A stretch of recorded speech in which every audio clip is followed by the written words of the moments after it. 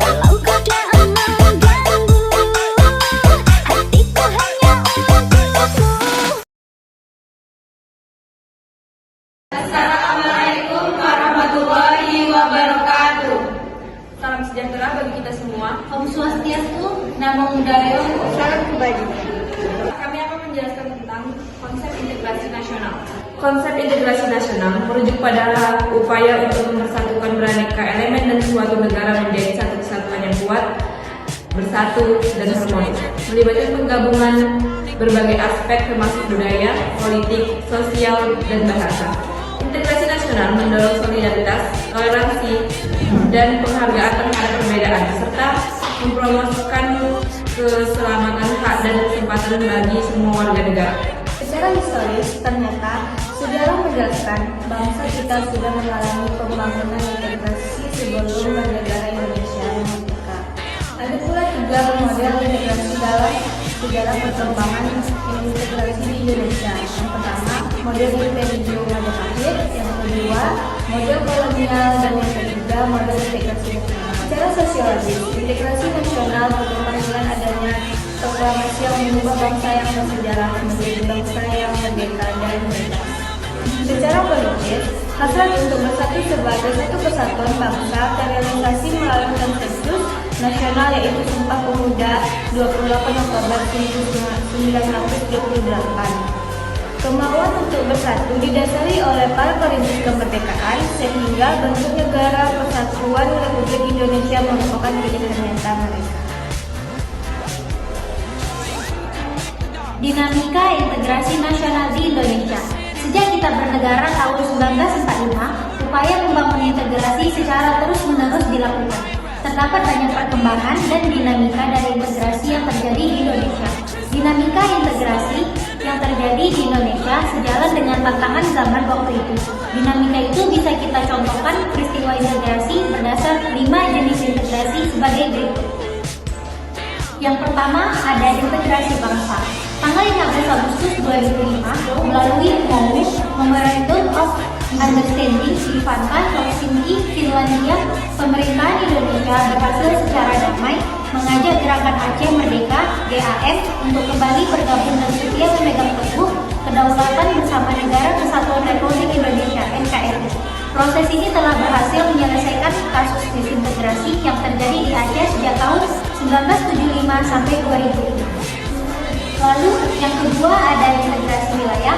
Melalui deklarasi Juanda tanggal 13 Desember 1957, pemerintah Indonesia mengumumkan kedaulatan Indonesia, wilayah Indonesia, yakni lebar laut teritorial seluas 12 mil diukur dari garis yang menghubungkan titik-titik ujung yang keluar pada pulau-pulau negara Indonesia. Dengan deklarasi ini, maka terjadi integrasi wilayah teritorial Indonesia. Wilayah teritorial Indonesia merupakan satu kesatuan wilayah dan laut tidak lagi merupakan pemisah pulau, tetapi menjadi penghubung pulau-pulau di Indonesia. 70. 3. Integrasi nilai. Nilai apa bagi Indonesia merupakan nilai integrasi? Jawabannya adalah Pancasila.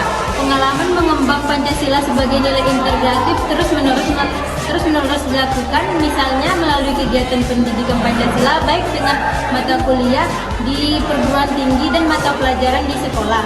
Melalui kurikulum 1975 mulai diberikannya mata pelajaran pendidikan moral Pancasila di sekolah. Saat ini melalui kurikulum 2013 terdapat mata pelajaran PPKN. 4. Integrasi elit massa. Elit massa ditandai dengan seringnya pemimpin mendekati rakyat melalui berbagai kegiatan. Misalnya kunjungan ke daerah, ketemu kader PKK, dan kota presiden. Kegiatan yang sifatnya mendekati elit dan massa menguatkan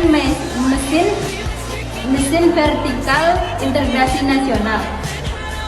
Yang kelima, integrasi tingkah laku. Mewujudkan perilaku integrasi dilakukan dengan pendudukan lembaga-lembaga politik dan pemerintah termasuk birokrasi dengan lembaga dan birokrasi yang terbentuk, maka orang-orang dapat bekerja secara integratif dalam suatu aturan dan pola kerja yang teratur. Pembentukan lembaga-lembaga politik dan birokrasi di Indonesia diawali dengan hasil sidang 1 PPKI tanggal 18 Agustus 1945, yakni pemilihan presiden dan wakil presiden. Sidang PPKI kedua tanggal 19 Agustus 1945 memutuskan pembentukan 12 kementerian dan 8 provinsi di Indonesia. 2. Tantangan dalam membangun integrasi. Dalam upaya mewujudkan integrasi nasional di Indonesia, tantangan yang dihadapi datang dari dimensi horizontal dan vertikal. Dalam dimensi horizontal, tantangan yang ada berkenaan dengan pembelahan horizontal, yang berakar pada perbedaan suku, agama, ras, dan geografi. Sedangkan dalam dimensi vertikal, tantangan yang ada adalah berupa celah perbedaan antara elit dan massa, di mana latar belakang vertikal lebih sering muncul ke permukaan setelah berbaur dengan dimensi horizontal. Integrasi nasional adalah antara primordialisme yang masih kuat. Titik pusat goncangan primordial biasanya berkisar pada beberapa hal, yaitu masalah hubungan darah atau kesukuan, jenis bangsa atau ras, bahasa, daerah, agama, dan kebiasaan. Integrasi nasional merupakan upaya untuk menyatukan berbagai elemen dalam suatu negara seperti budaya, agama, suku, dan kepentingan politik menjadi satu kesatuan yang kokoh dan harmonis. Esensinya adalah memperkuat rasa persatuan, solidaritas, dan identitas nasional di antara beragam kelompok masyarakat. Urgensinya terletak pada stabilitas dan keutuhan negara. Integrasi nasional penting untuk mencegah konflik internal, memperkuat kedaulatan, serta mempercepat pembangunan dan kemajuan sosial ekonomi. Tanpa integrasi nasional yang kuat, negara rentan terhadap perpecahan, separatisme, dan ketidakstabilan yang dapat mengancam eksistensinya. Integrasi nasional mendorong sosialisasi